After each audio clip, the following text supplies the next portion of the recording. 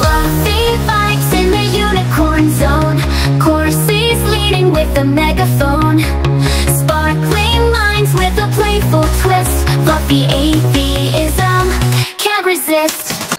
Ladies and gentlemen, welcome to another politics and religion debate here with Faith Breakers. We have a pretty good battle we're going to go through again, and it's going to be Luke versus Fenrir. And the question that we're positing is the contention of the Christian God exists. Luke is affirming, and Fenrir is saying, no, I don't think so. We're going to be doing 10-minute open discussion, 10-minute opening statement, 7-minute rebuttal, and then a pair of 10-minute cross-examinations with a 10-minute open discussion before the Q&A. You guys okay with that? Yep. Cool beans and then things. So what we can do is I will get a 10-minute timer started, and it's going to be Luke, since you are taking the affirmative that the Christian God does exist, you'll be going first. So I will start a 10-minute timer as soon as you start speaking. I will share the screen. Let me see this one. Yeah, there we go. Let me try to make it full. That's better. And now some light on the room. There you go. All right, for those who want to follow the presentation, hello everyone, my name is Luke.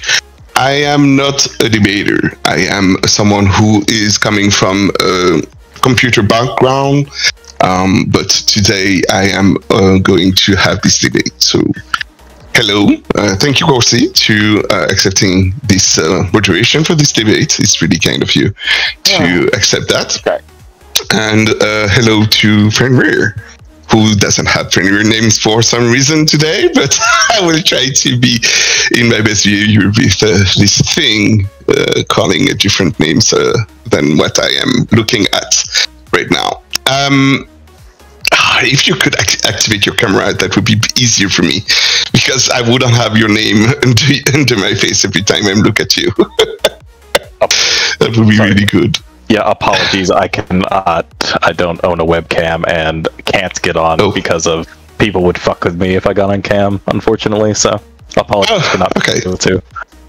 That's okay. Okay. So tonight we are debating the question: does the Christian God exist?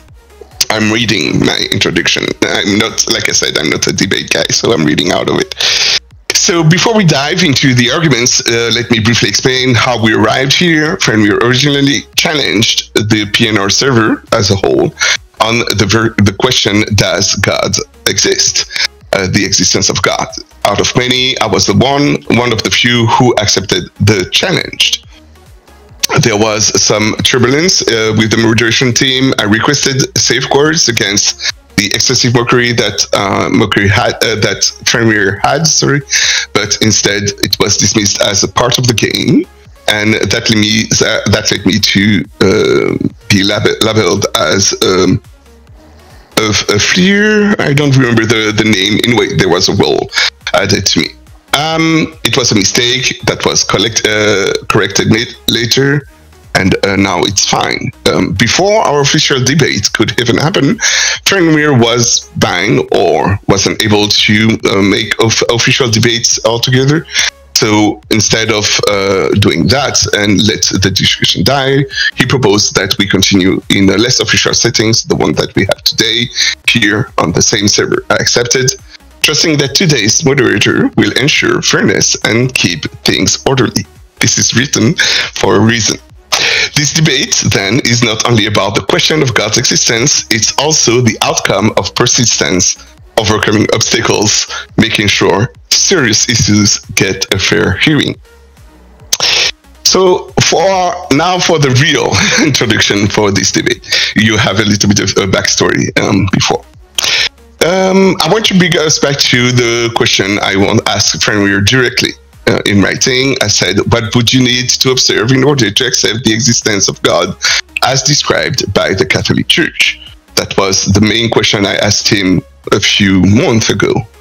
That is crucial. This question is crucial because without first defining what evidence would even count, we risk setting the bar in such a way that no argument, no fact could ever convince. So, and I hope you agree with me, this would be a bad thing. So, first of all, to be able to set this bar, we need to know what we reject. Atheists often say, I don't believe in God. And I ask, which God? When you reject a caricature of an old man sitting in the sky, a cosmic tyrant, whatever you want to give name for God, a murderer, a liar, and those kind of things. I'm like, yeah, that is not the Christian God that I am representing today. The Christian God is the necessary timeless. Oh, what's going on? Oh, somebody joined in that I'm not. He's not supposed to be there. Okay. There you go. Sorry. Not the real God. It was a fake God. To deny that God exists without really understanding Him is like rejecting a book that you have only read the synopsis. You may reject something, but not the actual God. Christian confess. You reject what I call a fake God.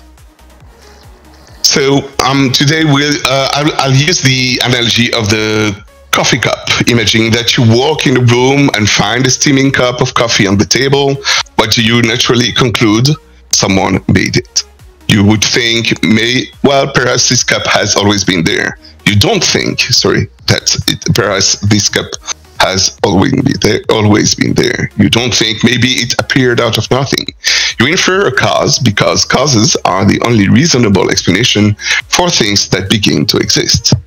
Now consider the universe, far more complex than a coffee cup. Cosmology, philosophy, and science all points to a beginning. If the universe began, it requires a cause beyond space, time, and matter. So that leads us to this cosmological argument that you might have heard before. Everything that begins to exist has a cause. The universe began to exist, therefore the universe has a cause. This cause must be uncaused, immaterial, powerful. Attributes that line up with what Christians mean by the word God. We have to keep in mind that words are tools to convey ideas.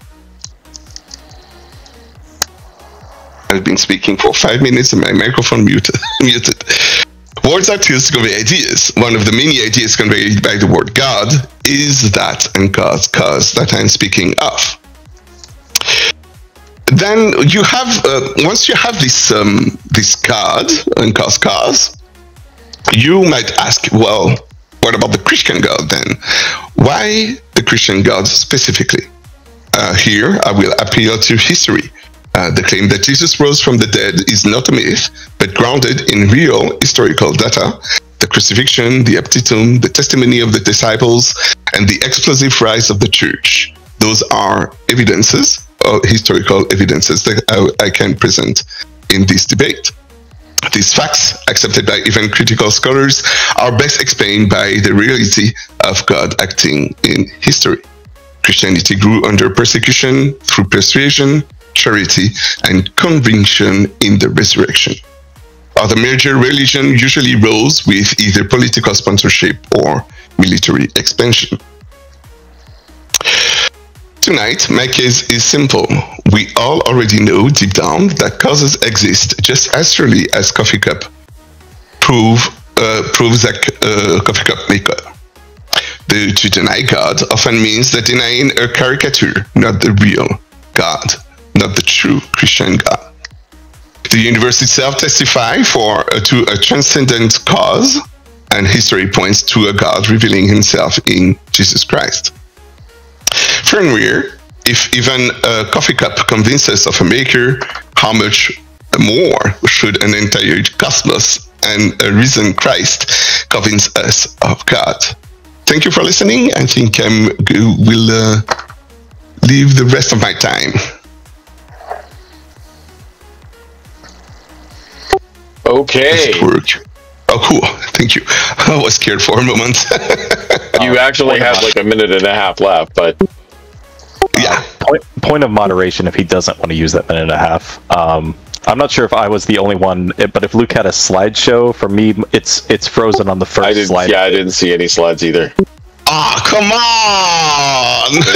Everyone does the Christian God exist. I was just using it as like a front page. Oh no!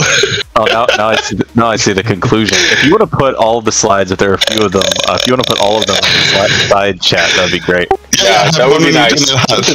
So, I'll do it while you. Okay. I didn't want to interrupt, but I didn't want to. Thank you. Yeah.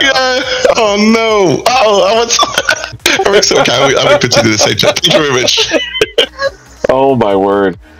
Okay, well, while you're doing that in the side chat, I got the timers reset, and my dog is in the background, and she's like getting antsy. So before she starts barking and interrupting everything, I'm gonna get this started so that we can have. Yes, Sabina, chill. I'm gonna get this 10-minute side started, and so Fenrir, when you start your first word, I'll start the timer. All right, awesome. Yeah, good evening, everyone. Thank you, Faith Breakers, for hosting, all the work you did, Random for organizing, and the judges for scoring this contest. Bonsoir, Luke. God. Je suis désolé. Je ne parle pas français. Nous devons donc procéder en anglais. Hey Corsi, at some point we should talk. When I declared war on Blackout's stupid judging system and became just now the only person in the history of this channel probably to sit down to 2 moderated debates in less than a week, I didn't intend for you to be a casualty of this. But at least this time I'm hoping my opponent will have more than one thing to say. Also, real quick, it is kind of hilarious that the week before I may set a record for number of moderated debates on the server in a week, Banshee set a record for the number of my balls in his mouth, and it's the same number. To the topic at hand, the Christian God doesn't exist in the same sense a leprechaun is only going to exist on your cereal box. I highly doubt my opponent cracked this case in his opening, and I'm happy to report that it took months, but I finally found a Christian who believes what he claims to, and is willing to get on a debate stage and defend a man who he thinks got on a cross for him. In other words, Luke is acting in such a way you would expect if he were honorable, the way an idealized Christianity would have him behave. Needless to say, such honor deserves recognition to the same degree that the disparity between him and the ingrates who have run from me, kicking and screaming, lying and bitching, deserve every ounce of disdain we can collectively muster. Now, we are here to discuss the existence of the Christian God. I want to say as the negating side of this contention that if my opponent's definition of that God is at least coherent, it's logically possible that as part of his opening, he offered an unbelievably convincing case I have never heard before, or God got on cam with him and Luke just pointed and said, "Here he is," like you would normally demonstrate an instantiation of an entity. If you were hearing me speak these words, these examples are an equally convincing case didn't happen, and we can all be disappointed. Given this, it is very tempting to try to brute force this debate with an overwhelming shock and awe, but I decided against this because my opponent, to my understanding, is not a native English speaker, though he is very good at it, and has exempted himself from deserving such a display. I say this again to honor my opponent and not discourage him. He speaks at least one more language than I do, and you aren't going to catch me taking a debate in French anytime soon. To the matter at hand. Unless my opponent introduces Plato, Aristotle, Aquinas, Spinoza, Kant, Frege, Quine, Meinong, Russell, or some other into the discussion, or spoke of existence itself as a first-order or second-order property, or invoked a special category of ontology he thinks is relevant, such as the singular, general, concrete, abstract, possible, contingent, necessary, physical, mental, or transcendent, or introduce monism or pluralism about any or all of these, I will not address them. Instead, I will wait patiently to do battle on the front of my opponents, and to the extent it exists in any of these ways, his deity's choosing. I am extremely skeptical of such an entity's existence. It seems to me that at least 30,000 to 40,000 gods from around 10,000 to 20,000 superstitious creeds throughout human history have been claimed to exist by some poor, confused souls on the planet somewhere. The gods themselves are a subset of what we may call human-like familiars, for which a true count may be impossible, but includes ghosts, spirits, vampires, specters, and other anima of varying flavors, sometimes requiring mana or human involvement for their harmony or continuation. The Christian God, it seems to me, has no symmetry breaker with such creatures, and instead shares several similarities. He's human-like when necessary, has some random qualities like an obsession with blood purity, mysterious absent otherwise. Explanations are claimed to exist for his behavior and nature, but none make convincing, testable, or truth-apt cases to my knowledge. In fact, the Christian God is worse because while there may be no ready solid empirical defeater for the invisible gnome that lives in your attic, responsible for diverting lightning from your roof, the Christian God has a book written about him which has largely been completely falsified where possible, and is laughably pathetic elsewhere in terms of claims that it makes about reality. The Christian God in particular, we are supposed to believe, has the logically contingent properties of requiring blood sacrifice and impregnating Jewish women from time to time with avatars of himself to sacrifice to himself, because he can't do another logically possible thing, such as be mature and forgive someone without a bunch of silliness. For my opponent to succeed in this debate, he must provide such a symmetry breaker for such a ridiculous proposition. Good luck. You could formalize my argument as follows. P1. One shouldn't accept the existence of something without either an empirical display of its existence or probability as such, or without a more parsimonious rational case than that of the null hypothesis, or without new demonstrations of the reliability of a new truth-at method. P2. The Christian God has no such empirical display of its existence or probability as such, isn't a more parsimonious rational case than that of the null hypothesis, and there are no new demonstrations of a new truth-at method. Conclusion. One shouldn't accept the existence of the Christian God. How strong and convincing is this argument compared with famous theistic arguments such as those from Aristotle, Aquinas, Plantinga, or Vomit William Lane Craig, you may ask? Phil Surveys 2024 lists only 19% of those PhDs and PhD students polled as theists, with atheists making 67% and agnostics another 7%. If you take that question and compare those that are skeptical of theism, 81%, to those that are not skeptical about the existence of the external world, 80%, it's actually a simple arithmetic exercise to say that among the best thinkers on the topic on the planet, it is more likely that a trained philosopher will doubt the existence of the external world than they will accept the existence of any god. I'll say that again. It is more likely that a trained philosopher with years of experience at the doctorate level rejects the external fucking world as existing in some qualified way, rather than accepting a god exists in some other qualified way. For the record, I blame philosophy of religion as to why there are even that many theists among philosophers. Also, congrats. If you're a Jay Dyer wannabe hack who thought, that's an argument from authority, no it isn't. You just don't know what that fallacy means. That's how convincing my case is taken to be versus that of the famous names I listed, and I'm only as famous as my ego imagines me to be. To the extent my opponent can fix this error in my discipline, receive his honorary doctorates in the plural, and become one of the most famous men to ever live, he needs to just publish. I hope tonight to understand what my opponent means by his existence claim and how he's prepared to argue for it. As he is Catholic, the argumentation I expect this evening will be Aristotelian and Aquinian in nature, meaning that I'm likely going to be treated to an 800-year-old metaphysical case, based on physics that was dispatched with Sir Isaac Newton 300 years ago, when he noticed that objects in motion will remain in motion. That will remain, you will notice, is the defeater for any skepticism about eternal space-time. But maybe my opponent didn't mention it, and so I don't have to. I hope instead to explore the psychological and evolutionary reasons why the human mind conjures these angels and demons in the first place. Why the agency creation of a Type 2 error machine like the human mind was advantageous in a state of nature. Why question psychology, death psychology, and archetypal motivational psychology all conjure these gods and spirits in the first place, such that so many of us are convinced they exist when they in fact do not. I wish to explore why motivation from dubious sources that depend upon preying upon intellectual children from birth should be better abandoned than catered to. Why it is in fact extremely dangerous to have these ancient, ridiculous facades walking around unchallenged. And maybe why 5 days before the anniversary of September 11th, 2001, and right now with an autocratic lunatic propped up by right-wing religious fanatics and idiots, having control of the world's most powerful military and nuclear arsenal, we would be much better off to leave this ridiculousness behind. I would rather accept the discovery made that God is in fact dead, and accept the daunting task before us to embrace the future alone, relying only on the solidarity of personhood and each other's character as a guiding light through a black and terrifying universe. I would rather train our children to be Stoics, Epicureans, rationalists, empiricists, scientists, warriors, poets, navigators, and philosopher kings than lie to them about Santa Claus, the Tooth Fairy, the Easter Bunny, and the Christian or any god. And I will concede the rest of my time.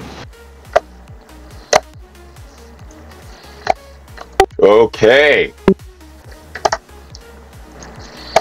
Well then. That was warm. Remember at the beginning of this debate, we did ask let's keep it like polite and cordial. So try to keep the 4-letter words out for Luke's sake and his sensitive ears. I hope the French made up for it. I did try. Well, he's giving you a thumbs up, so I guess it did. Thank you very much for the French. It was really, really thoughtful of you. And you have a good accent, by the way, just so you know. You practice well. Google has a great accent. Maybe I did practice well with Google's accent. Well, since we're talking you about need practice to be able to attain this result. Since we're talking about being French, I do work for Target. Fancy in French. Anyway, so we're going to go into the rebuttal set, the rebuttal section. So Luke, that means you have the first 7 minutes of rebuttal. Let's hope this time my slide will change. Does it change? Did it change? Point of moderation real quick. If I scroll up, am I going to find Luke's slides from before? Did we get all those? No, I haven't. I don't know why Luke was laughing too hard at your opening at the very beginning when you were starting to do French. I think it completely made it forget. Let me tell you what happened. I took a pre-string of every slide that I made.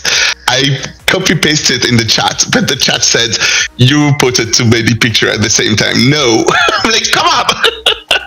Yeah, I just gotta do it one at a time. I want to be able to listen to what you had to say, so sorry I couldn't copy and paste the thing. Then it was really important for me to hear it. If you want to do that, I just don't want it taken away from your rebuttal time. That's all. Oh no, we're not taking anything away. We're literally just BSing right now. The 7 minutes hasn't even started. Sophia O. Yeah, because I think I took good enough notes anyway, but I just want to make sure if I missed something because I didn't see his slides, I get it. Yeah. All right. Let's go for the rebuttal. Right. It's a 7-minute rebuttal, and the timer will start when you begin. This is not the time to ask questions. This is just responding to what your opponent said.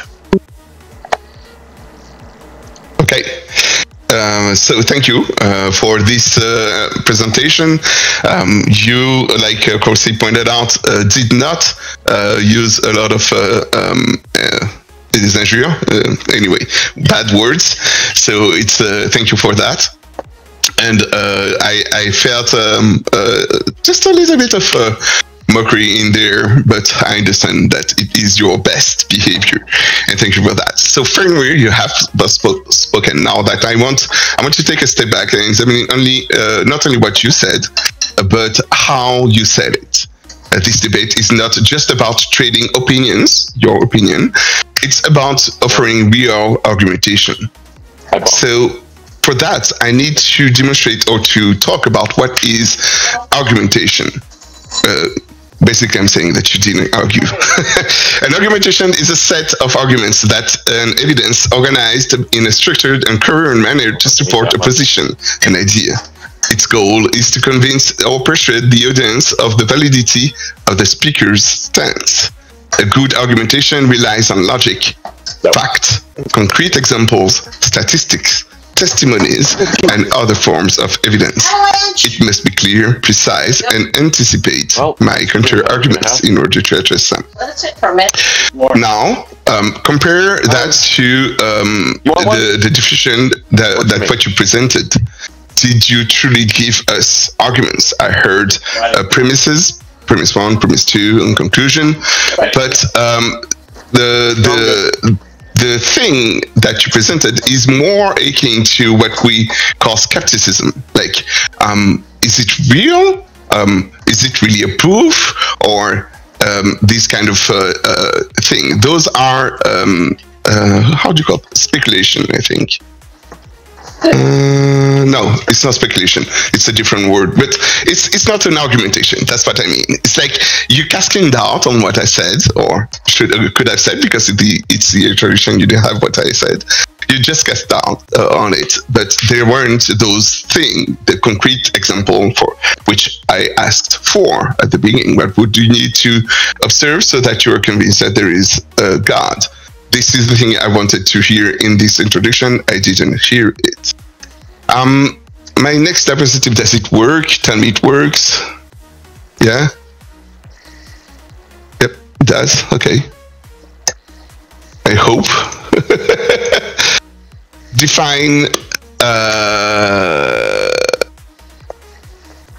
Oh, yeah, that's real argumentation. Your approach. There is no proof. Oh, this is the thing I thought you were going to say. But you didn't say that.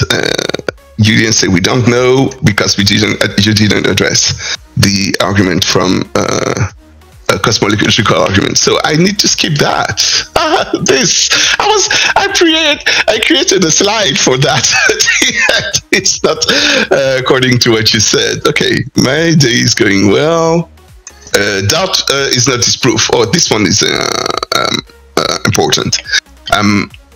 You are taking the negation side. You are affirming the opposite. The Catholic God does not exist, or the Christian God does not exist. For me, those two are the same thing because Catholic are the most Christian. Most Christian are Catholic. So that's why I can say the Christian God exists as a generalization from the numbers. So when you say that the Catholic God does not exist, that position requires argumentation, and simply throwing stones on my case while never building your own leaves the debate unbalanced. That's the thing that on that side that is important to underline. If you want to truly negate the existence of the Catholic God, I suggest that Fenrir present a structured argument with premise, evidence, and logic. So, sorry, evidences, that would be the thing that is missing. You said premises, you use logic, but you have yet to present evidence to support your claim. Not just your personal doubt, that's the thing that you present in your opening statement. By definition, you have not given an argumentation at all. That's it. That's it. Do I need to address something that you said? I'm good. How much time do I have I left? I wanted the timer. 2 minutes. 2 minutes. So okay, I have a little time again. I'm trying to think back on what Fenrir said in his opening statement, and the argumentation he made is yeah, like I said, I already said that. It's not an argumentation. It's personal doubt that you casted. You said you started with I get that Luke didn't point out God, and that's it. I don't have to concede this debate because he didn't point out God, as if God was something that you couldn't point towards. And that's why I mean by when I said earlier that atheists don't know what they're talking about. The first thing you said in your introduction was that God, you suggested, you didn't claim, you suggested that God could be pointed out, which is not the case. And you suggested things about God in your introduction that weren't the case. God cannot be or do the things that you claim he can do and be. You said that he was a murderer, for example, which is not the Catholic God, according to the Catholic Church. So, a murder of innocence, of course. So, and this sacrifice thing. Anyway, we can address that in the Q&A or the next session, which would be the cross-examination. Thank you very much for listening to me, and I cede the rest of my time. I need to type this phrase somewhere. What do you say? Concede? Concede the rest of my time. Okay. Which isn't conceding the debate. It's just saying I'm done. I'm done. Okay.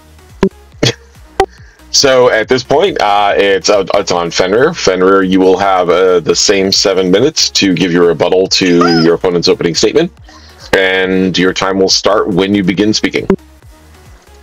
I'm actually so freaking irritated I don't know French. That's actually so irritating right now.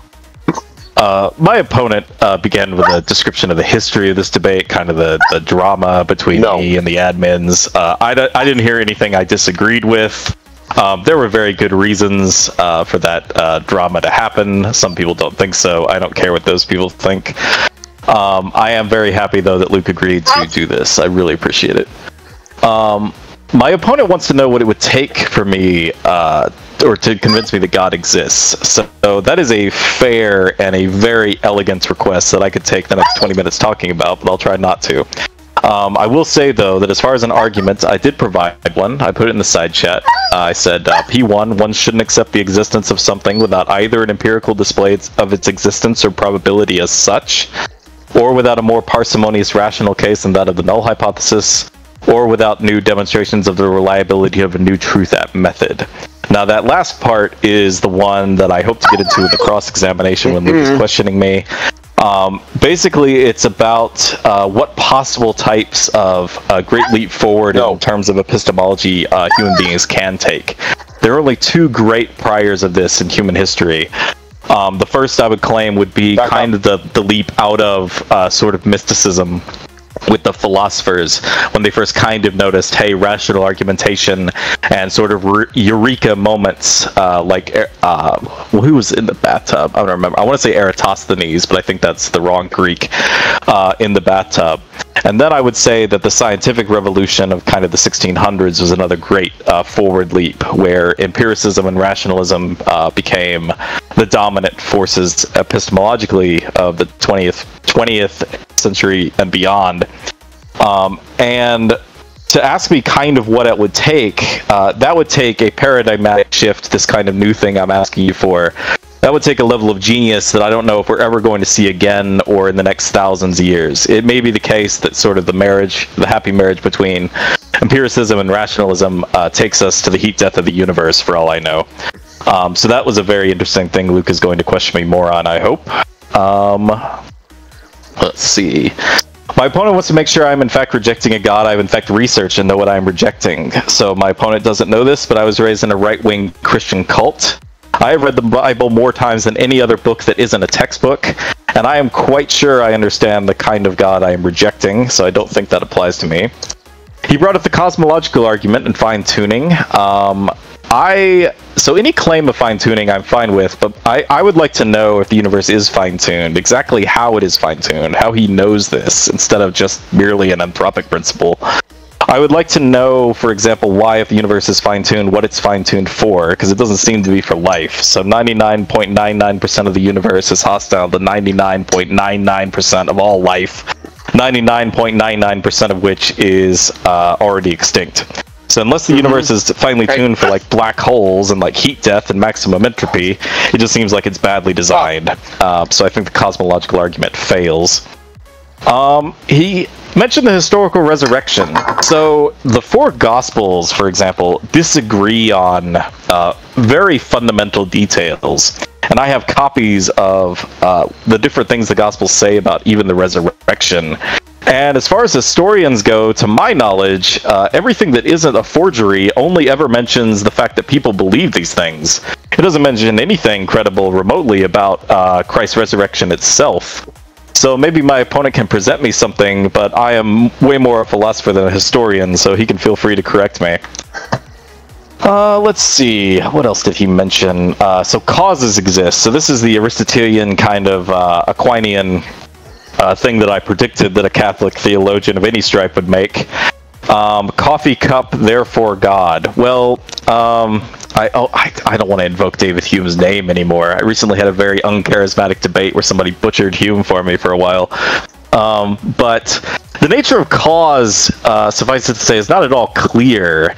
And it seems like to me, if you're going to make an abductive case for a cause, then you at least need one inductive prior to make that abductive case. So, for example, I have examples of architects designing buildings, and I have examples of baristas pouring coffee, but I don't have examples of universe architecting deities. I have no priors of that. And it seems to me I would need at least one in order to make that abductive case that my opponent mentioned. Corsi, how much time have I got?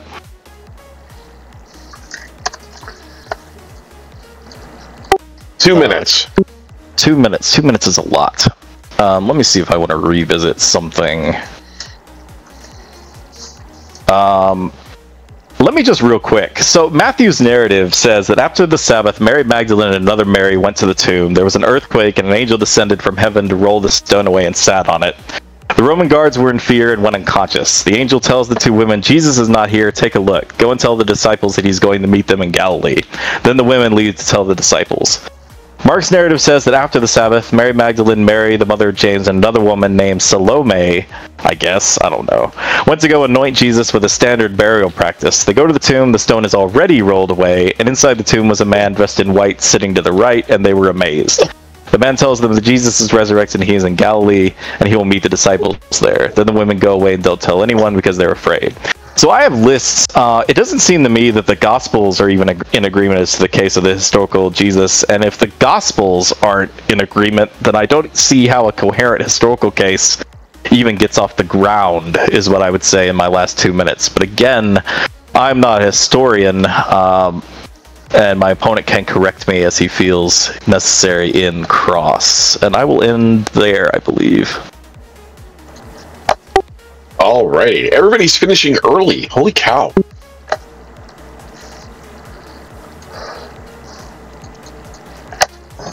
I like it when you guys... Well, let's not say what I was about to say, because that'll be taken out of context by everybody in the audience.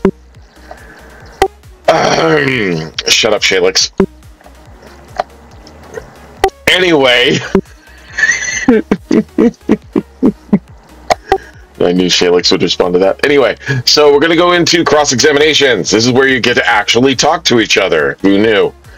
So there's going to be 2 sets of cross-examinations. You guys are going to go 10 minutes apiece. Please keep it cordial. Fenrir. What? Wink, wink. Anyway, well, please keep it cordial. We're going to... Holy cow. What's... no. Let me close Pirates, this is going on a YouTube channel. Yeah, that's it. I know, we'll Well, not there be went watching the chat. Jeez. Well, there went the monetization. Yeah. Bye bye. Bye monetization. Anyway, we're gonna get started. Luke, you have the first opportunity to cross-exam and ask questions of Fenrir. Fenrir, if Luke asks you to stop talking, you stop talking and let him continue. If during the cross-examination, the person who is cross-examining has the right to speak at any time that they want, and their opponent has to STFU when they are told to. So let's go from there. And Luke, you have the floor. 10 minutes starts whenever you start asking your first question. So again, I will share my screen with the question. I already prepared the question for the cross-examination because those are according to what I presented earlier. We'll of course add the question after. With Fenrir, when we were trying to create this debate, I suggested that this cross-examination portion would be in a yes, no, or short answer format. That was also laughed at as an option. I'm like, okay, cool. It doesn't matter, but nevertheless, I will try to ask those cross-examination questions in a short format. Is that okay with you, Fenrir? We'll see how it goes. That's a yes. Okay. That wasn't a yes, was it? I already failed. Yeah. You're not used to yes or no. Would you agree that saying "I don't know" is not the same as providing a claim, proving a claim false? So when I ask a question and you say "I don't know," it's not because you don't know that my claim is false. Would you agree that this is the case? I agree with that. Sure. Cool. Do you agree that skepticism alone does not prove the non-existence of something? If I am skeptic of my coffee cup, for example, doesn't prove that my coffee cup doesn't exist. There might be weird qualifiers in there, but in general, no. Yeah. For example, I gave the coffee cup example. The existence of the coffee cup is something we already talked about, I guess, or I don't know. I've talked to so many people, but for example, someone would say, "I am skeptic of your coffee cup, even if you show it on the camera." I'm like, okay, cool, but CGI, whatnot, and I am being skeptic. It doesn't prove that my coffee cup doesn't exist. Do you agree that things which begins to exist require a cause? I'm not sure. I'm not Okay. sure. So, counterexample I may give, if you would allow me. So begin seems to imply time, and so I don't know if space-time begins. That seems to be an equivocation on begin, for example. That might be an exception. I'm not sure would be my answer. Okay, cool. I understand how people will have this answer. But inside of time, things that begin to exist requires a cause. This thing you agree with? Yes. So unless so I grant you that most of the things that we are probably going to talk about in this conversation are going to be what would you call it? Causal in the regular way. But as long as you grant me that there are things that may be co-causal, so for example, like spooky action at a distance, or retro-causal, things like time crystals, where physicists say that space-time has been bent to such a degree that caused events precede effects precede their causes. In general, I agree with you. Okay. Yeah, I wasn't aware, but for those examples, let's maybe you can explain to me in the open conversation. I don't know if it's going to be relevant or not to your cross. Yeah. Okay. Cool. Do you agree that the universe, according to modern cosmology, has a beginning? Yeah. That's the next question. I am actually not sure about that. So my understanding, and it could be wrong, is that there are at least 22 to 23 different physical models of kind of the birth of the universe. Some of these, to my knowledge, have space-time coming into existence as kind of an emergent property, and some of them have kind of a global space-time, multiversal space-time, where our dimension just kind of falls out naturally in the math. But I'm not a physicist, so.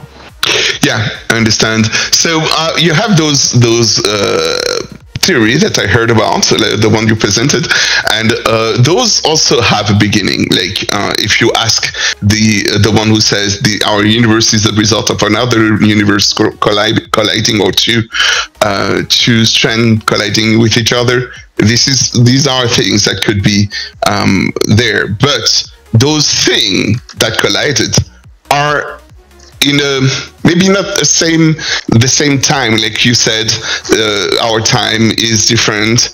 It would be a different time. They move, they vibrate, the chords vibrate, and when they touch, they created the universe that we know of.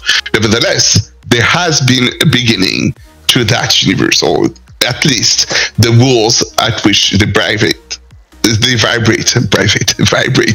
My English. Do you understand what I'm saying, or is it unclear? Yes, I do understand you. I think my understanding of what you were saying, though, is that is technically false. So my citation for this is a debate between Sean Carroll and William Lane Craig. I forget what university or what entity hosted them. I can find the link for you. But Sean Carroll showed William Lane Craig a model, one of the 22 to 23 that I'm talking about, where the time arrow goes in one direction infinitely into the past and infinitely into the future. So my understanding is that is false. A time model could... Is it actual infinite, or is it hypothetical infinite? To the degree that I understand it, it's a mathematical infinity, so indeed forever. Okay, so no, it's not an actual infinite. It's a mathematical one. So that's the thing with I think the name is the hotel of someone. I don't remember the name of the guy. But when you have actual infinites, this logic doesn't work anymore. But you can have infinites, like mathematical infinites, like the one you talk about. These do work. But in reality, we don't have these kind of actual infinites to talk about. We can be revealed from this actual infinite being that I call God reveal himself knowledge about him. This is something that is possible according to the Catholic Church, but we cannot know about it without it revealing it to us. That's the thing. Okay, no, that's not the case. I want to Hilbert Sotel. Thank you very much for the take. The at the beginning, if the universe began, even if it's in the way that you cited, would you agree that it requires a cause beyond itself?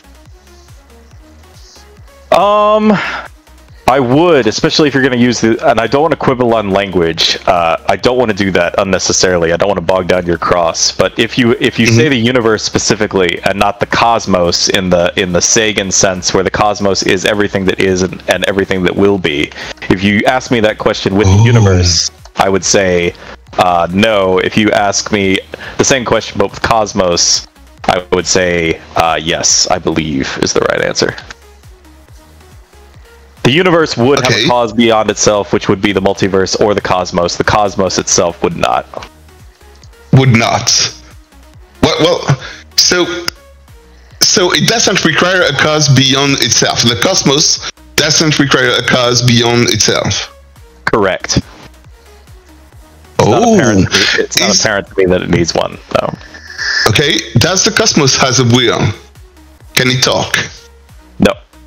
Well, no. Pieces of it can talk, like you and I can talk, and we're part of it. But okay, in that sense, okay. But itself, like that, it doesn't have a will, a personal will kind of thing. We agree on that.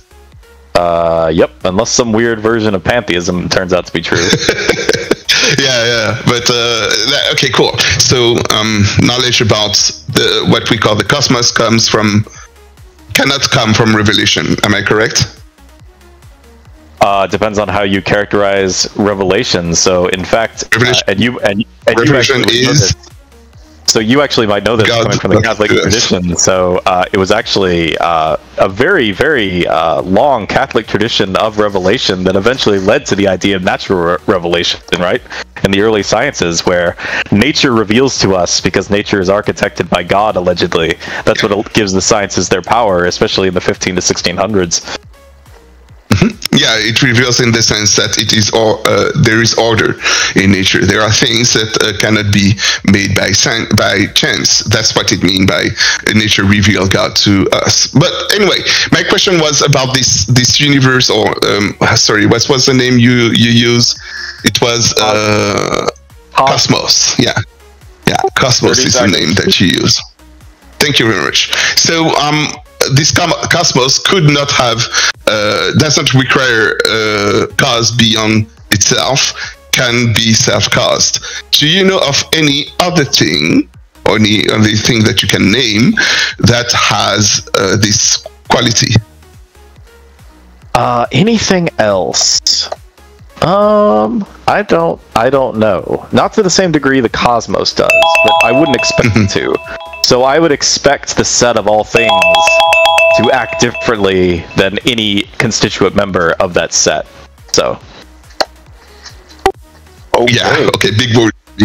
Thank you very much. Sorry, yeah. All right. So that was the first quarter of the cross-examinations. We're going to go into Fenrir's first 10-minute cross-examination. Fenrir, your cross-examination will start when you start to ask your first question. Okay, first of all, Luke, do you have a copy of my argument? Oh yeah, it is big worded though. Let me do something for the rest of the room. I will share my what's is it the right one? Yeah, my notes. So the rest of the room, please, you can look at it if you want, but Fenrir, please don't look at it. So that's the note I've taken, and I've taken your arguments. Yes. Okay, so I list kind of three things that I'm coming at this debate with. The shouldn't is normative, by the way. It's epistemically normative. So what I'm claiming at the very beginning of P1 is that there's epistemic norms, meaning we should believe and we should accept some things, but not others. I'm sure you agree with this, right? Okay, yeah. Okay. And you and I, depending on your cross or where this goes, we might even disagree on what those epistemic norms are. But in any case, I take a couple things to be taken for granted in modern society. So things that are empirical, right, tend to be pretty good about demonstrating their existence, right? So like a baseball bat or your coffee mug like you used, or other things, those are pretty good, right? Well, yeah, because I learned about it from my parents or my teachers. Yeah. But surely if a coffee cup was just, if you encountered a coffee cup, like just out in your travels, right? Like you encounter a new object, maybe like traveling to a foreign country, and you go like, what is that? Like you wouldn't need any input from another person, right, to explain the coffee cup to you, right? You might not know what it is, but you could investigate it, and it would definitely be real, right? Okay, no, like I could be drunk, drugged, this kind of thing. I could question myself on what I'm saying if I don't know what it is. But yeah, like I could investigate it, ask others, is it something? Am I dreaming? And they would say, no, this is something that we use, and they will explain to me how they use it and what is its name. Sure. So we're in agreement though that the first what would you call it? The first part of my part fork, things like your coffee mug are pretty good about their existence, right? We're in agreement on those. Because I learned from my teachers about it. I needed my teachers for me to accept the existence of the thing that we call coffee cup. That's a wild claim to me, but I'm going to let it go for now unless it becomes a problem later. Okay. The second it's really part important for you to realize that. Go ahead. Sorry. Okay. That's odd to me. The second part is talking about rational cases. So for rational cases, I would take this to be things like the number 1 in mathematics. Like it seems to me there's a very good rational case for thinking that their category is called singular. I would take that to be a rational case. I would also take the existence of something in science, such as dark matter, that has not been demonstrated in the hard sense yet, but necessarily a rational case with predictive power has been made for its existence. I would take this to be another very convincing category of existence, right? Okay. And it's not in the arguments, but there is also a hidden domain, and you haven't mentioned it, so I haven't brought it up yet, but I might as well make it plain here. There are other modes of existence, like the conceptual, are you a fan of, for example, like The Lord of the Rings or Harry Potter? Yeah. Okay, so Harry Potter exists in some fictional way, some conceptual way, where that domain of the Harry Potter world is kind of enclosed in our world. That's the type of existence you and I both aren't talking about, so it isn't mentioned in my argument. Just wanted to make that plain. And then the third category I leave open. The third category I say, it's like, look, the empirical and rational bases that I'm listing are incredibly powerful. And I'm not saying that in another 1,000 years or so, or even tonight, if you're such a prodigy, you couldn't convince me of some new method right now. It just doesn't seem to me that has been made yet. And so because none of these conditions have been made by the Christian God, and it seems to me these are the 3 categories, I get to reject the Christian God's existence, correct? If. It's a big if, right? So if, yes. Okay, awesome. Let's see. So let's go then to... you didn't have a qualm, so I wanted to make it plain for the purposes of this cross. I represented to you that I very much know the kind of God I am rejecting. I was raised in an American right-wing Christian cult, and I have researched nothing practically but politics, philosophy, theology, comparative religion, psychology, on all these issues for about 25 to 30 years. I'm very, very well versed in these issues. It seems to me I very much know the kind of God I would be rejecting. Would you agree? No. Is the right-wing Christian God a Catholic God or Protestant God? The one I explicitly rejected when I turned 12 and reached the age of reason was a Protestant culty God. But I very quickly, I have engaged with the Catholic God, as it seems like is evident from my treatment of Aristotle and Aquinas. But you can disagree with me. We can get into more of that later if you want. Yeah. But it seems like, at least to me, would you agree with me that my demonstration so far seems to indicate that I am aware of the kind of God I'm rejecting? No, because your God is a Protestant one. The Protestant God has for basis the sola scriptura. So when you were raised until you were 12, you learned and you heard about interpretation of the Bible made by people who didn't take into account the context in which the text was written. People who talked to God to know what the real meaning of the text is, instead of looking at the context and where the text was written. So, in that sense, it is not the real God that you know about. Do you have a more persuasive argument for the Catholic God than the one you gave, which was the cosmological argument? Because, again, I listed several qualities that seems to me that this God of yours has.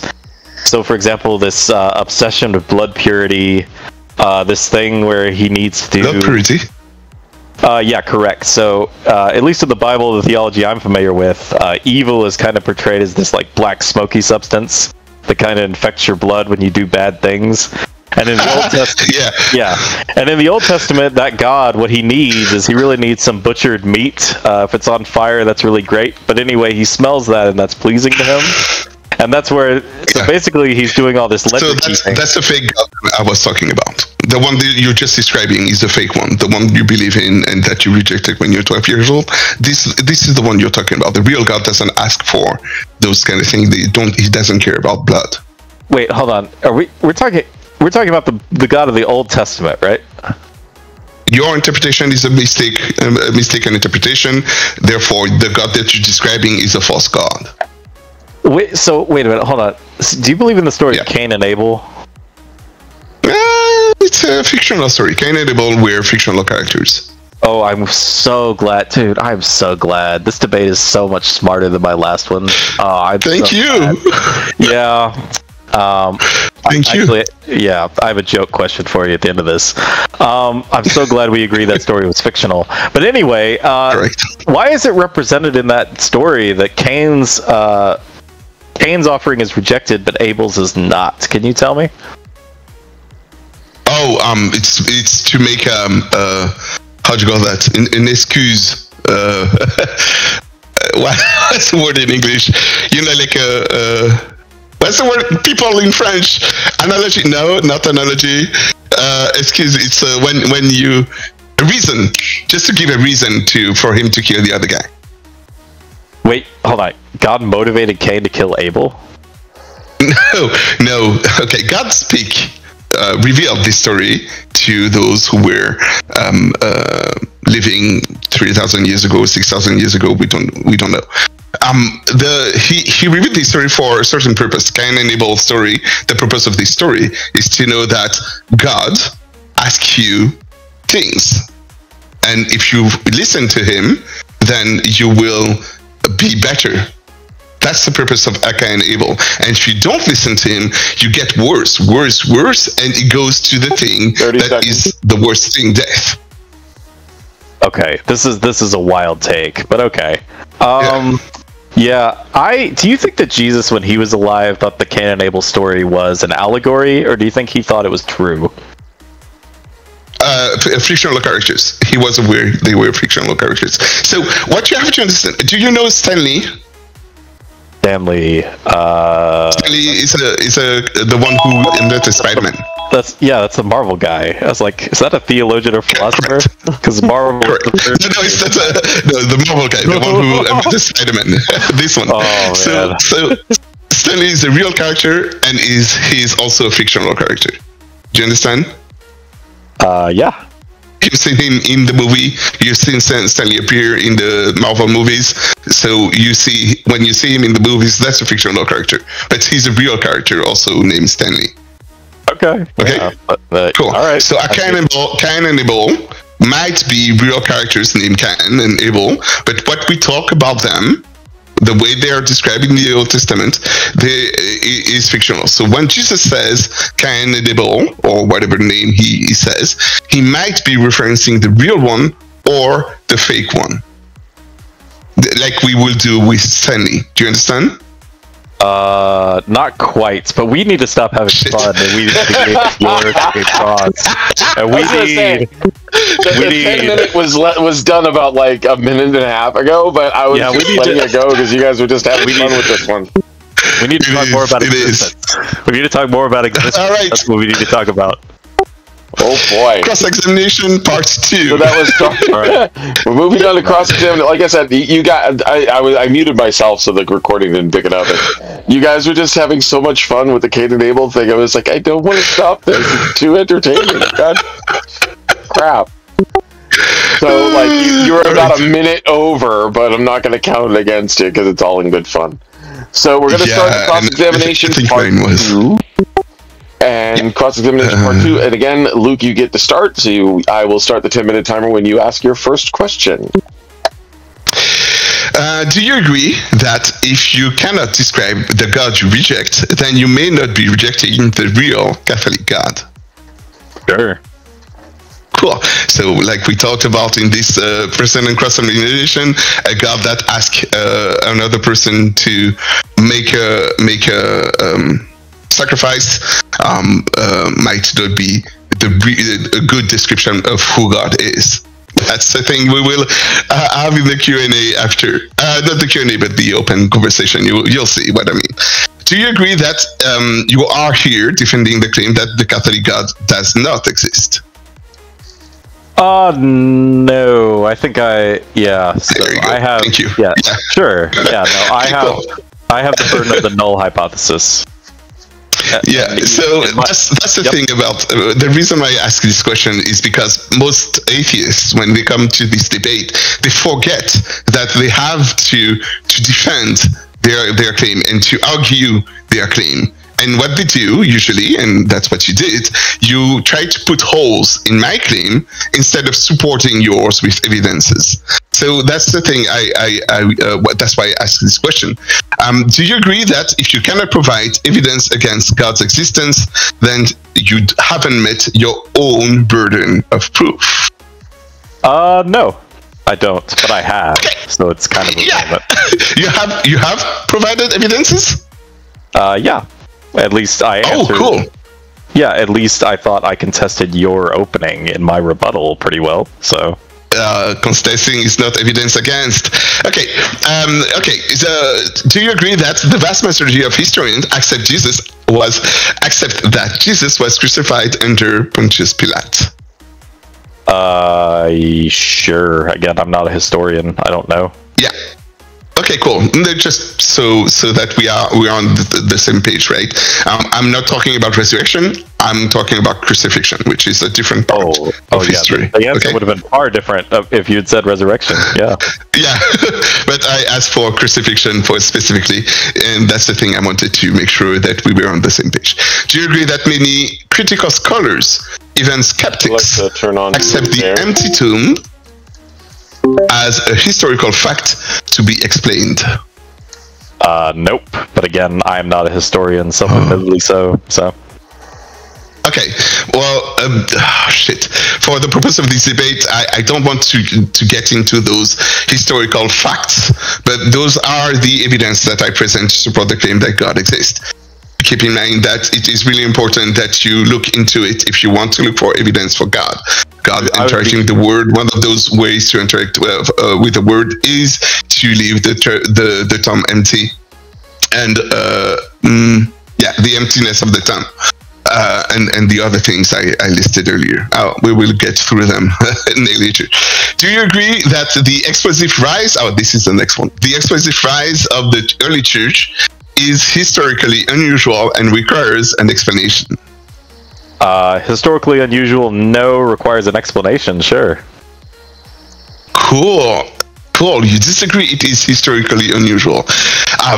Can you name another religion in history, besides Christianity, of course, that spread explosively without political or military power? Sorry, what were the last conditions you gave?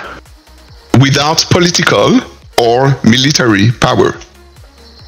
I'm not a scholar when it comes to how different religions spread and why. I do know Islamic spread rather quickly, but that was by the sword and by an empire. I know that religions like Hinduism haven't spread beyond their geographic borders. I know, for example, Buddhism traveled throughout Asia along trade routes, along with tiny pieces political power. Well, even Christianity spread on roads. So no, well, yeah, but what I mean is like Hinduism and Buddhism. Those religion were enforced by the one in power. Political power. The reason why it spread is because the king or whatever the leader asked those. I understand that you don't know history, but that's why I asked you this question. Can you name another religion? Because there is not such a thing. Christianity is the only one that spread explosively. So, of course, we will find some religion that spreads really, really slowly, but we are talking about the explosive action that really, really fast in a really short, not really, really fast, but fast in a short amount of time without the backup of politics and military. So can I be honest with you? I'm just not sure what this has to do with existence. I'm just not sure how this gets us to a triune God with a disembodied mind. I just don't see how. I understand. So here's the reason why it is linked. It is one of the evidence I presented to you. We talk about evidence. Our facts are things that we can look up. History is one of such a thing. So when you look at history, you see that this religion spread in a way that we can call miraculous, a way that only God could make happen. Okay, the truth of the resurrection could make happen. That's the only way that this is possible. There is no other, there are other explanations, but they are less likely than the one God exists. That's why it's here. Let me ask the last question. You're going to reject the miracle. That's what you're going to do. That's why the last question. Do you agree that rejecting miracles a priori, rejecting the miracle a priori is a philosophical choice, not a scientific discovery?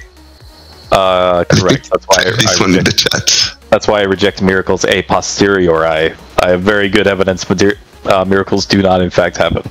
Yeah. Okay, cool. So, you have evidence of. Oh shoot! How much time do I have left? Can I dig into? You have like 3 minutes left. You're good. Oh, nice. Thank you very much. Okay, let me start this one. Can you go? Okay, 3 minutes. So, you have evidence of miracles. The miracles that you have evidence for, are they recognized by the Catholic Church? Oh, I'm sorry. You might not have understood me. I said I have evidence that miracles, in fact, do not occur. Not that I have examples of miracles occurring. The evidence of those that you know did not happen, were they miracles recognized by the Catholic Church? The miracles, I don't know what the Catholic Church is. I know you guys have kind of like a process. Oh shit! Yes. You could describe that process to me, and I could probably tell you where the error is. But so let me try to help. Okay. So I'm going to pause the timer while I'm doing this. Thank you. Okay, so what he's saying is there are miracles that the Catholic Church says happened. That these miracles did indeed happen. Are any of the miracles that you say did not happen and you can evidence did not happen, are any of those the same miracles that the Catholic Church said did happen? Oh, then the answer to that would be not to my knowledge. I think there's one called the Miracle of Fatima where like the sun stands still. That's like the only Catholic one I think I'm familiar with. But yeah, I could just reject that one even if the Catholic Church does recognize it. So... Am I answering his question? Kind of. When you say that the miracles that you rejected weren't or might not be recognized by the Catholic Church, I agree with you because of what we said about your 12-year-old's rejection of the Christian God. Many miracle claims are from the fake God, the real God. God acting onto this world is a proof of the existence of God. Miracles are proof of the existence of God. That's why I am asking you those questions. Sorry. What did you say was a proof? What did you say was a proof for the existence of God? Miracles, real miracles, the one recognized by the Catholic Church. Why? Because God acts. It's the action of God. The reason why there is a coffee cup here, the reason why there is a coffee cup here is because I can act onto it. I can move it around. I can interact with it, and therefore there is something. If I wasn't able to interact with the thing, I wouldn't be able to say that the thing exists. The same thing, God interacted with the Word, means that there is a God. It's another evidence for God. One of the many I presented today. Well, all of those evidence that I presented today are interaction of God with the Word. The fact that the tomb is empty, the fact that we have the crucifixion, the rapid spread of Christianity, all of those are interaction of God with the Word. God is the one who is driving all of those events. Of course, Jesus is God. I mean that's quite a claim. Like, I wish I had a more... It is. So let me try. No, I don't know. More questions. Cross-examination. Let me change my slide to the. Oh shit! I don't have it. It's time anyway. It's time to turn over. It's time? Oh shit. Yeah. I have the questions about the nature of the cause. Okay. Anyway. Time up. You can get that into the Q&A, into the back and forth. He's got 10 minutes, and then there's back and forth again. Cool. I'm listening to your questions. Okay, so Fenrir, your 10 minutes, your last 10 minutes will start as soon as you ask your first question. Yeah, so Christopher Hitchens, I don't know if you're familiar with him, probably did the most famous job of asking the question I'm about to ask you, which is, it seems like I can grant you every miracle claim you want, and it doesn't increase the odds of God's existing whatsoever, because even if I put a Glock in my mouth and pull the trigger and come back to bother you all in a week, it doesn't mean anything I'm saying here today corresponds any better than it does just me naturally speaking to you. So it seems like it has nothing to do, the magic I can do or the miracles I can perform seems to have nothing to do with the truth of God or the truth of what I say, does it?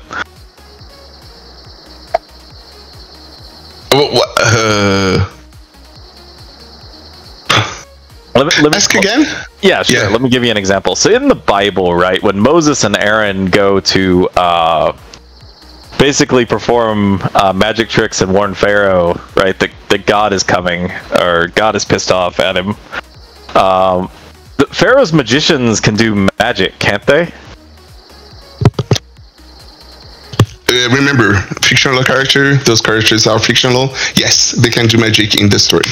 Is that your question? Well, kinda. So, is it Catholic dogma that only miracles can be performed by God? Or can demons and angels, mess with reality too? They can mess with their reality, but we don't call them miracles. Well, how do you know the difference between a miracle, so what Moses and Aaron were doing in the story, and sorcery, which is what Pharaoh's magicians were doing? If such things even happen, which I don't grant. So, well, yeah, you better take, for example, Lourdes. Do you know the city of Lourdes? It's in France. Lourdes, L-U-R-D-E-S. Yes, so, I do. There is water there, and people go there to get cured, basically. And there is a scientific community here that is often composed of atheists that are looking at the cured person before and after the cure. Okay, and based on this observation, they conclude we don't know how it happened. So this event of being cured, to answer your question, this event of being cured can be either the result of God acting on that person, or a demon acting on that person. And there is a debate that happened after the science have his say. So in the steps of recognizing miracle, the first step is let's make sure that it's not a trick or magic trick.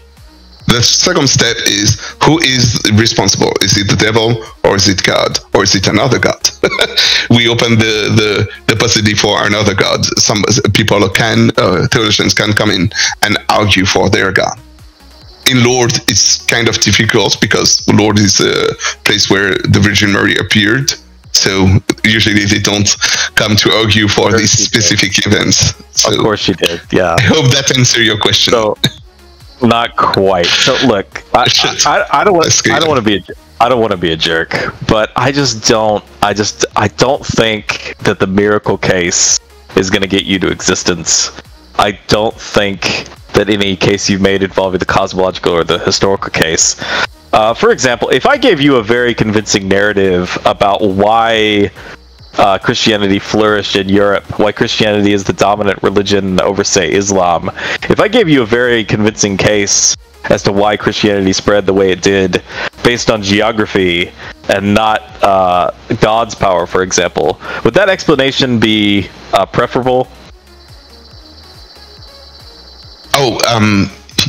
I know that this is the case. The knowledge I have is that the reason why Christianity is so strong in Europe and that's weak over there is not what in my argument. Be careful, I talk about the explosive part. It's not about the fact that Christianity spread, which is a different thing. There has been wars. Yeah, so it just seems like Christianity has no advantage, especially over scientific or other epistemically normative belief systems as far as spreading. It seems like if there were divine agency involved, I would expect it to be way more obvious than just... Who are you to expect that? Yeah, go ahead. Sorry. What's your question? Look, it just so happens that the ideology that was the dominant ideology historically for island hopping seafaring nations that used to plundering each other's islands or peninsulas, it's no surprise that the powers that be on that continent took their religion on the seas and expounded it. Right? It seems like this is... What's the question? It just seems like this is strictly geographic. It doesn't seem like there's any divine intervention at all. So, okay, but you're talking about after the rapid expansion. Well, again, the thing that you're talking about, the hopping of island and all of those things, happened after the rapid expansion that I use as an argument for God influencing it. Do you think human beings are roughly mentally architected in similar ways? Yes. Okay. Do you agree with me then that there is a progression in ideology? There's sort of a natural mimetic evolution from one ideology toward another based on different stimuli from the outside. Are you in agreement with me? No, I don't understand what you just asked. Sorry. Sure, let me try to rephrase in my own words what you just asked and tell me if it's that. So that's what you're asking me. Is the concept of religion move with society? Sure. You could phrase it that way. Yeah. Cool. Yeah. Of course. Yes, it does. Okay. So you agree with me, for example, that there was a natural evolution, an expected evolution from the animism of early peoples, like the spirits are in the water, spirits are in the rocks, spirits are everywhere, to polytheism. Hey, it doesn't seem like, there are spirits everywhere, but at least, the gods and the major spirits exist in one location. That was a natural evolution from animism to monotheism, or I want to mock the Catholics right now and the multiplicity of the saints, but there was an evolution from the polytheism toward monotheism. It's like, hey, look, every time we go on Mount Olympus, turns out the gods aren't there. But hey, we've discovered this new word. He's outside space and time. He's always cool. Just beyond our ability to investigate this god. He's really hiding. Are you asking or telling? I'm asking. I'm asking if you accept. Is my narrative of the evolution of this ideology convincing? No. Right now, you're stipulating that it is a natural evolution. I'm saying this is the will of God. This is how God intended it to happen. God intended for most people through most of the world to be animists and polytheists and not to even understand his nature? Yeah. Why? Is he a jerk? No, it's not a jerk. Okay, I understand the question. Is he a jerk? Comes with the assumption that God punishes those that don't believe in him. Am I correct? Say that again. God punish those who do not believe in him. Yes? Or no? That's a false God. The real God doesn't do that. Well, hold on. Isn't it... So if God is really, really good, right? If God is really awesome to know... He doesn't punish. It seems like it would be a punishment not to know him, right? So I don't know Scarlett Johansson. They knew him. They knew him in a different manner. That knew him in a different manner. So your god is kind of like the mini-face god from the Game of Thrones universe. He just kind of... he shows different faces to different tribes of people. So on this view, Catholicism isn't even the one true religion, right? Correct. What you have to understand is that the Catholic vision of God is the best one, not the perfect one. No wonder EOs hate you guys. So you have this vision of the God, and we don't say we have the perfect God or the perfect vision. 30 seconds. Perfect knowledge about God. We just say the vision that we have is the best one available right now, but it could be better. We could have mistake about who God is and what God does. Do you reject? I know my time is ending. I'm gonna use it for this last elegant question. Have you ever read Nietzsche, the existentialist, the European idealist, who thought that the best interpretation is that God is dead, that there is no supernatural, and we are condemned to create and live and die by our own ideologies, as glorious or as terrifying as they may turn out to be. I guess the Catholic Church as a whole has rejected this notion. Because you guys are still around. Is that the question? Sorry. Yeah, I'm guessing that was it was a tongue-in-cheek question to you and to the Catholic Church. You can answer or not. Do we reject the fact that God, the claim God is dead? Correct. Yeah, he's not dead. Oh, bummer. Okay. Of course, what's the next step? Oh, shit. Oh boy. I like how casual this whole thing is. It makes me happy. Thank you. I forgot a question in my cross. Will you let me answer? Will you let me ask one more question, please? Of course. Have fun. What do you take the words logically guaranteed to mean? Stop! No! Stop! Of course, God. It's like no one was in here. You're hearing the voice. It's like you stabbed me. You. Holy crap,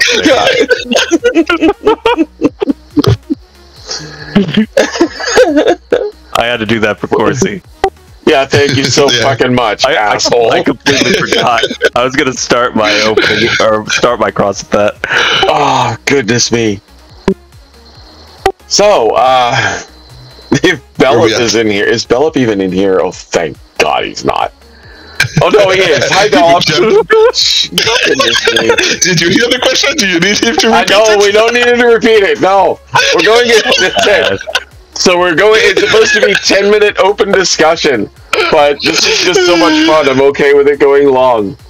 So it's minimum, you guys have to go for at least 10 minutes. I don't think you're going to have a problem with that. You guys have been having just a grand old time.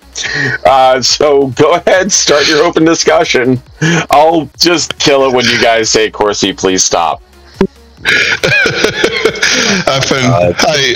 Hi, Fenrir. So, how should we have this Q&A? Do you want to talk about the real God compared to the fake God that you learned about when you were 12 years old? Do you want to know the difference? Let me tell you what I want. First of all, explain to me, please, why the title of the room you use on Discord is Christianity is True and Coherent. Because surely if it's true, it's at least coherent. Yeah. And that's just a error that annoys me. It's a stab. It's a stab to those philosophical people. A guy who liked to play on words coming to my room. I was a Christian God is true. That was my claim. And he came with P1, P2 syllogism and say anything can be true, but it is not coherent. I'm like, okay, let me change the name of the room for true and coherent. Coherent. You're saying you got some bad philosophical advice. I got it. Okay. Yeah, that's the main reason why. Yeah. Anyway, it was to avoid this kind of a debate where the meaning of words, the true meaning of words, and this kind of thing. I'm like, yeah, who's to say, dude? When I said the phrase, the words are to convey the idea of the word God that you use when you say I don't believe in God doesn't convey the same idea than the Catholic Christian God. Did you understand that point? Say that again. Did you remember that? Sorry. Say the part you're asking me about one more time, please. When you say I don't believe in God, the word God conveys an idea, and the idea that it conveys when it comes out of your mouth is not the same that it conveys when it comes out of my mouth. I'm not sure about that. I don't know if we've done that good enough job in clarifying what's going on. So by God, I would hope we both mean the tri-omni Christian God. Of course, there are similarities, but your God, because of your right-wing Christian upbringing, has this. Basically, he's killing people. You believe that God can kill people on a spite. For when you say I don't believe in God, you believe in the God of the flood. You know. So I don't know and you're gonna have to explain it to me because I don't know this weird, like Jedi mind trick where the God either exists in reality, flooding the world and killing a bunch of people for no reason. Incidentally, by the way, he floods the world because humanity is acting evil and not cooperating, and he destroys the Tower of Babel and he scatters them throughout the world because they're cooperating too well. So I don't know the difference between a real God doing these allegedly terrible, fucked up moral things and an allegory of that same God showing that he will do these things by analogy. Like, that doesn't... I don't see what the difference is for Catholics, so... You don't see what the difference is? Yeah, so, look, he's either let's say Superman punched a hole in the Empire State Building. Uh-huh. You see the difference when the character is fictional and when he's not. If he's real, right, he has reasons, and if he was going for Lex Luthor and Mist, right, that would maybe be a justifiable ethic. If he is not real, and he's trying to punch Lex Luthor in a metaphor, the moral import is the same, is my point. The moral import... Oh, okay, yeah. The interpretation of it, the morality behind it, right? It's still Correct. A good thing he punched Lex Luthor in either cases. Is that what you're saying? Correct. Yeah. So yeah, of course, but the morality behind, let's say, the flood, we have the same morality we have when we say we won against the other team, we killed the other team. We use hyperbole to convey an idea. Then I'm not... Yeah, so to the extent that the God is an idea, I think the debate is conceded that it doesn't exist in the hard sense I care about, is all I'm noticing, right? So then this is why I gave the example of like Harry Potter, right? So Harry Potter exists in a archetypal, conceptual way that's touchstone in reality usually is in the form of a bound book, right? Or in a web page, or in a movie. But that's not the kind of an actor. That's not the kind of existence though that I think we care about in this debate. And I think you agree. Correct. I'm not saying that God exists in that sense. I'm saying that he exists in a different sense. The sense that you and me exist, or the coffee cup exists. This sense of existence. Okay, so how are you getting there though? I'm still not clear on that, and we're probably an hour and a half in, and the fact that I'm still not clear on that is maybe an issue. Yeah, the reason why you are not clear on that is because you still think that God killed people in the flood. When you think of a God who used that story of him killing people in the flood as a tool to convey an idea, a lesson, a teaching, right? He can save people even if the situation is dire. Like, he can communicate with you and help you out even if everyone else is bad. That's the purpose of the story of Noah's story. One of the many purposes of it is to tell you that God is ready to have a relationship with you, with humanity, with his creation. The whole Bible purpose is that. Okay. I'm just skeptical of this project because if it were an item on my list, right, of things that I would accept in my argument, my syllogism for things I'm looking for, if it was the empirical case, like a baseball bat or a coffee cup, you could just hold it up or you could tell me where to look. If it was a rational argument, I feel like that would have been forthcoming along with a definition and a prediction, like I gave the example of dark matter. Or if it was a new method entirely, yes, you would have opened my mind up to an entire new domain of fanciful things where gods and spirits just run amok. But only that last one is kind of the track it seems to me we're taking, and that track is actually the least likely. Because it seems more likely that I would be confused or deceived than it is an entire new ontology gets sprung up on this Discord right now.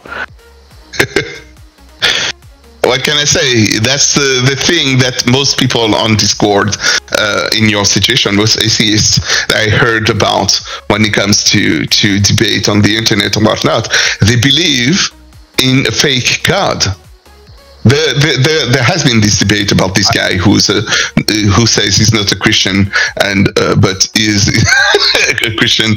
You know, not Tiny Table, but you know this show on YouTube.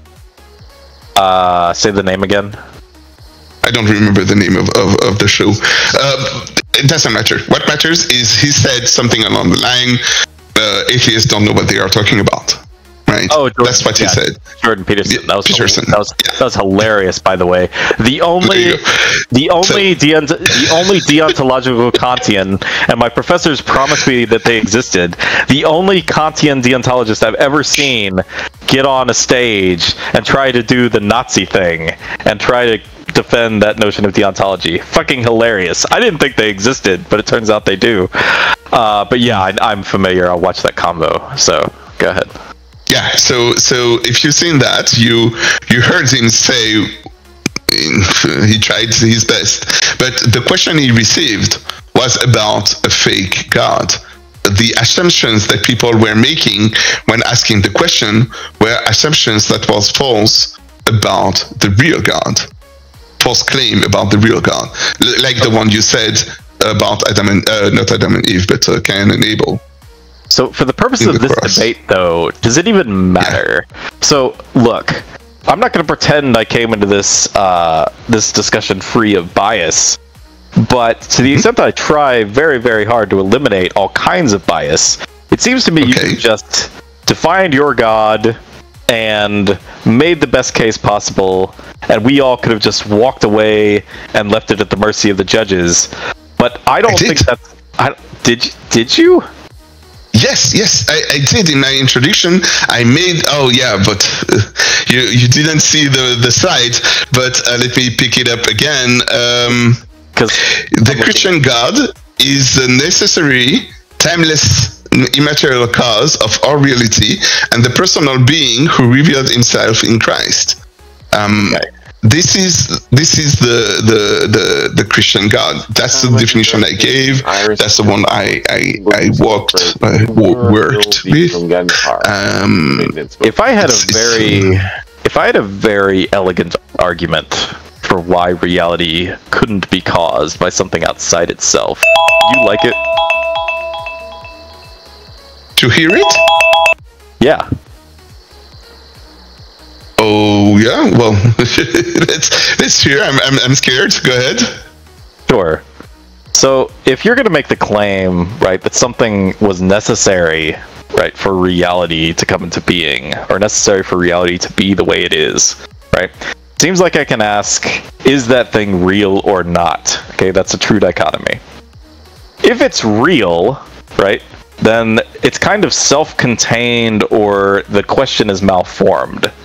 And if it's not real, the thing that you're talking about is not real. So it seems like the outcome of this observation is that reality is either self-caused, right, the question is malformed, or it's the thing you're asking for is non-existent. And that would include God from the thing you just said. God is self-caused and caused. Is that what it means, self-caused? Well, the claim, the best way to translate what you're saying to what I'm saying is that reality, because causes are real, reality is self-caused. Is most likely in some way. But reality doesn't speak. You don't have knowledge about reality when it comes to it being self-caused. I might. The universe doesn't speak is one of the three phrases that I repeat often.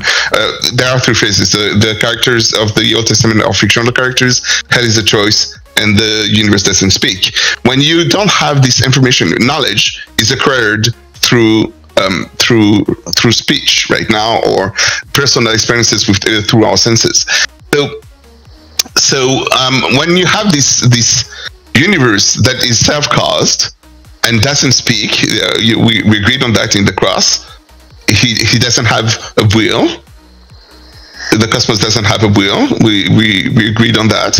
Or you said I don't know. I'm saying no. Or did you say he didn't?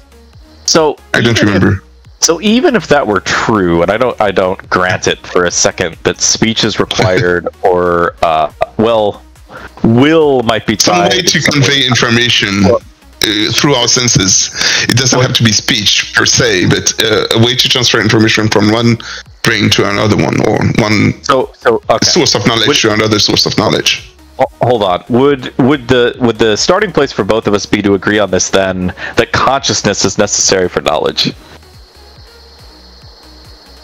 For our knowledge, human knowledge, we need to be conscious. Any knowledge by any being, human or not? No. So right now, the word consciousness convey an idea that is specifically tied to humans. Some people would argue that animals or plants don't have consciousness.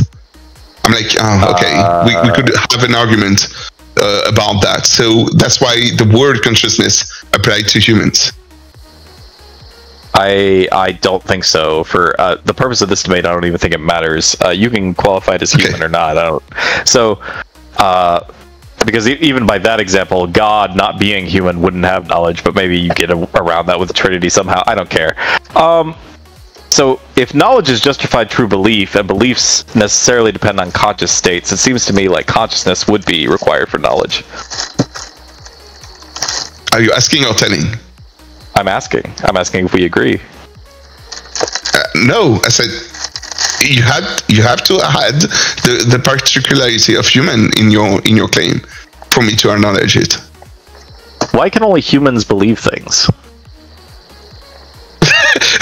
The purpose of words is to convey ideas. The idea with the word knowledge or consciousness, the idea that is conveyed by the word consciousness imply humans. It's in somewhere in the definition, maybe not the official one. And then we play the definition game. But you understand what I mean when I say that when when you say consciousness, you're not talking about a rock. You're not talking about a plant. You're talking about something that moves by itself. Okay, so what I want to do, I want to pause real quick because we are approaching 2 hours and we are being judged. So in fairness to the judges, what I want to do is I want to give, actually, Corsi, we have closings, right? There was not one in the list, but I can let you do like 5-minute closings. Luke, would you like to close? Out of fairness to the judges, we've been at this for almost 2 hours, and I don't want to interrupt your case, but I would like you to make. Closings. I'm sorry, my mic was muted. And you and I can have a conversation later. We're having fun. We can have a conversation anytime, obviously. But out of fairness to them, what I would want to do is give you some kind of last word. I just don't think we got anywhere near God's existence in this debate. Yeah, we have yet to touch the question I asked you. What evidence would convince you otherwise? Well, and I gave an argument. I don't think that's on me. I gave an argument of what I would need. The P1 and P2 that you talked about? Correct, and I explained in depth in my first cross. Yep. So it wasn't precise enough, you know? What is an empirical display of the existence of a God? What do you mean when you say that? You know? Didn't I give you examples in my cross? I gave examples. I went through each one. One example, what was the example? In the empirical case, one of them was your coffee mug, because you started with it. For God? For the reasonable case, it was the number 1 and dark matter. For the third case, I gave what was it? I gave the example of philosophy coming out of mysticism, and then the scientific revolution as examples of novel, very powerful ways to demonstrate the existence of new things on a truth-at basis, and it just seems like I just never got any part of my 3-part request met. So what would it look like?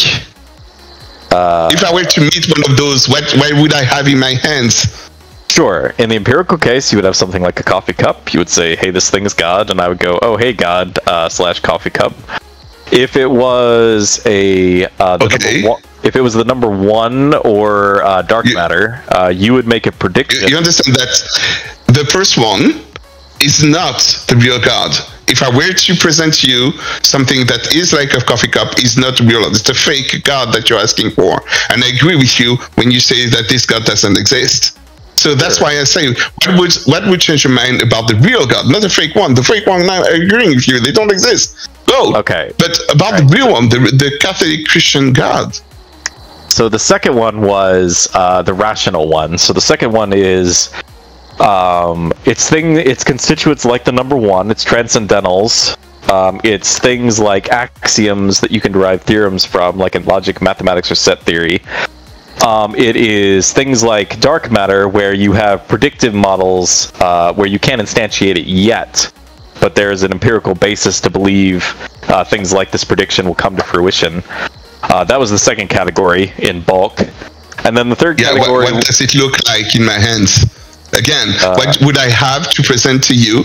And you say, this is evidence. I'm like, okay, I understand the concept that you're referring to, but I don't understand what it is specifically. It is not specific enough. When you say, okay, I need this P1, P2 conclusion kind of thing, that's what you just said? Or is it different? So you can't hold the number 1 in your hand. You can't show me something that isn't instantiated yet, like dark matter, because if you could, it would instantly enter the first category.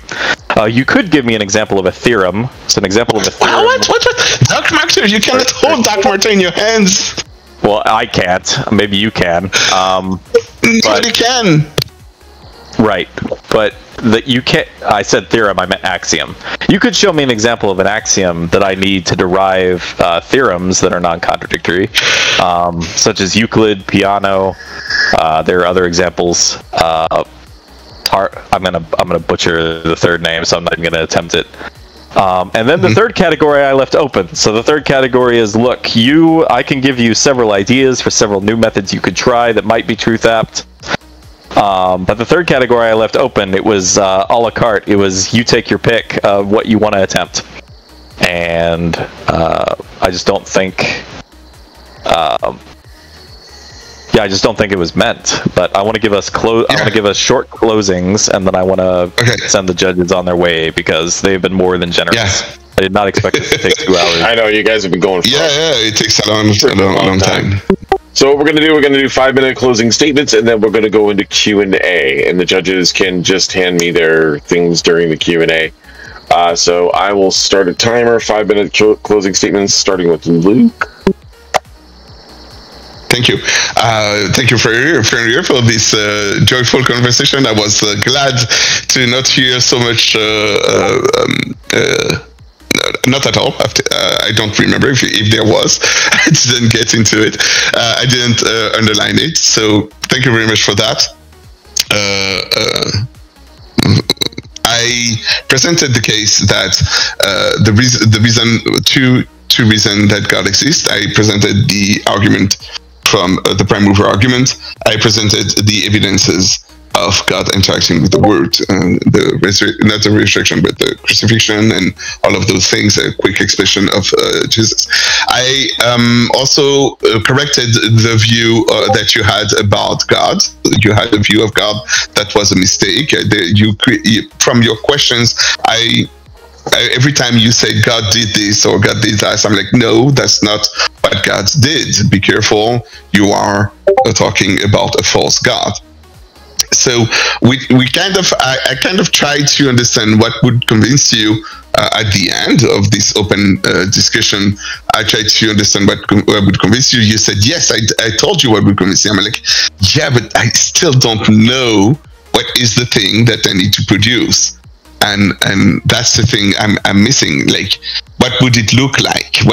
Be more precise? Because right now, if you ask me about the coffee cup, the producing of evidence, the evidence that I need to produce, I can tell you. You can show it at the camera. You can invite me to your home and allow me to touch the coffee cup. I can give you very specific things that I would consider evidence for it.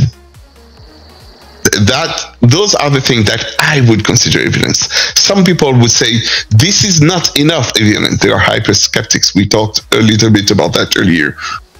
And they would say, oh, yeah, even if I touch it, even 5 people around it said, yes, there is a coffee cup, I would still not believe that. There is a mass manipulation, whatever. The thing that will convince me that the coffee cup exists is that the president of the United States comes up to me and says there is a coffee cup. So that's where hyperskepticism lies, and we didn't get the chance to talk about that. This is something that I usually talk with those who says, I know what would convince me that God exists. Is it hyperskepticism that you're using or not? Maybe on another chance, we'll have the chance to talk about that. And that's it. That's a wrap for me. Thank you very much for this chance to have this debate.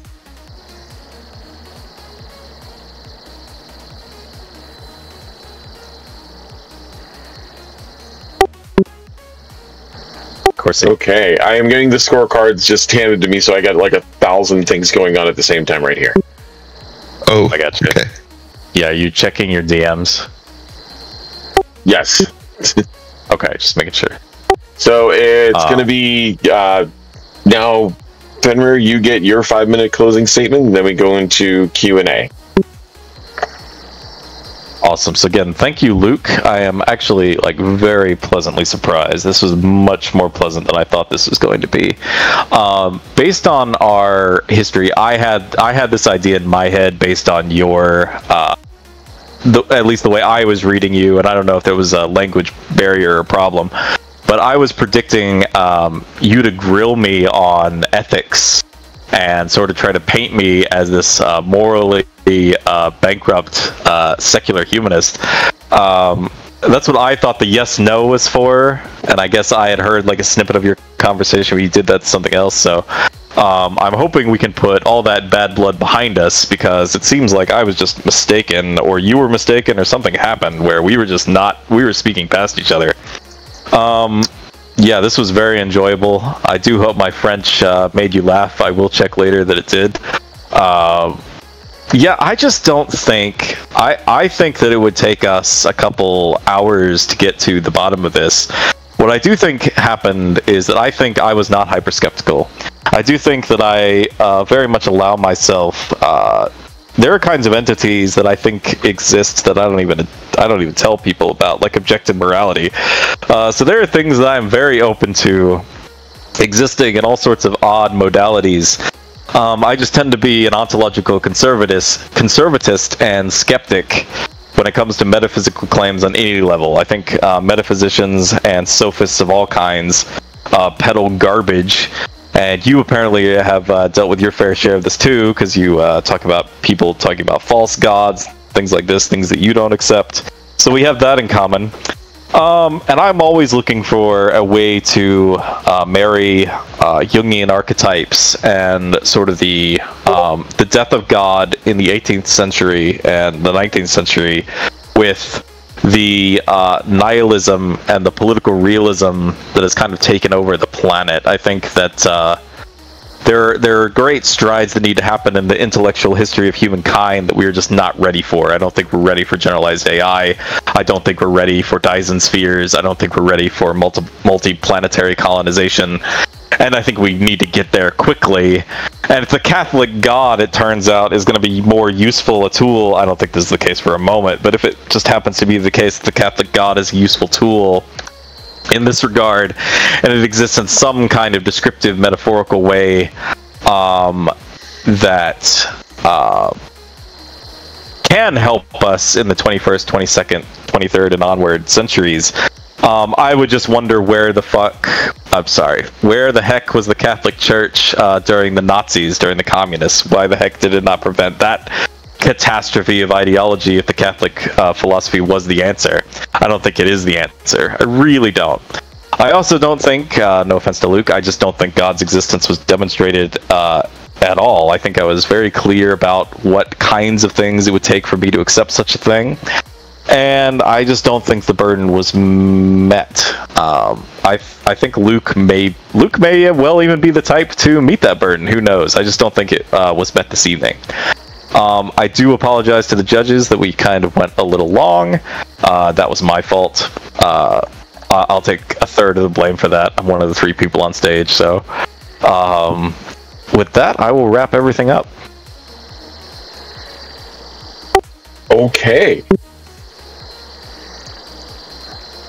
I do have the judges have already jumped in and sent me their votes, but do we want to go with the judges' votes now, or do we want to do the Q&A and then I disclose the judges' votes after?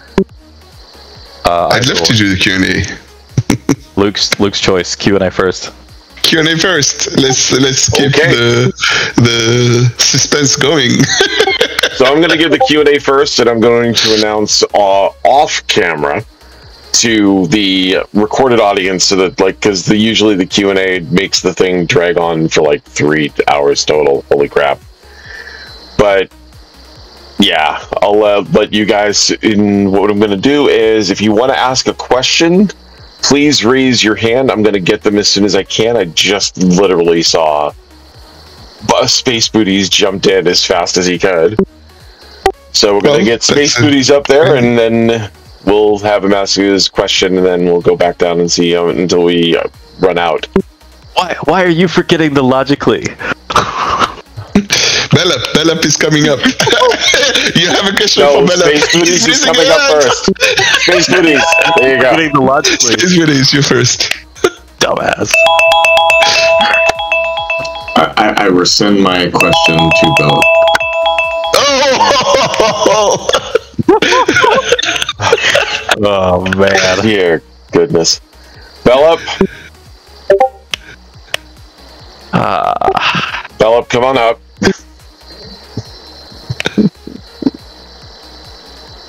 I'm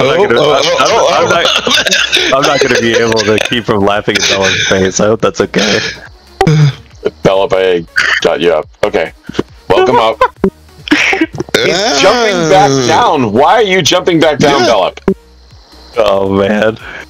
I mean, is he He is not jumping back down. He is not welcome on the stage. Oh, fair okay. enough. Okay. Cool. Okay then. Question. Space booties. Whoa. Oh man. I'm gonna throw you back up again. Space booties, go ahead with your question. All right. My apologies. But so both of you have touched on a lot of interesting topics, and a lot of you have heard my ridiculous, stupid, heretical. While that's going on, I'm going to Theoretical give you the announcement. The explanation winner of out God of the three, I'm pretty being sure you've all seen it already Here. in my audience. Out of the three judges, all three of them voted for Fenrir. So The God being the scores were square Fenrir got 20, 21, and 23 Luke, points this from the three question's for judges. you. For a total of 64 points. Does that Luke got 19, yes, 17, that and fit 16 into respectively. yes? Does and that ended up fit with a total of into 52 your points. ideology So of God being it was a very close imaginary, debate. illogical, but Fenrir also did useful? win that debate according to the judges, No. 64 to 52. Thank you for attending another Cool. fluffy This debate. was Yay! See you guys next time. Well, Bye. Fen, With a playful twist, Fluffy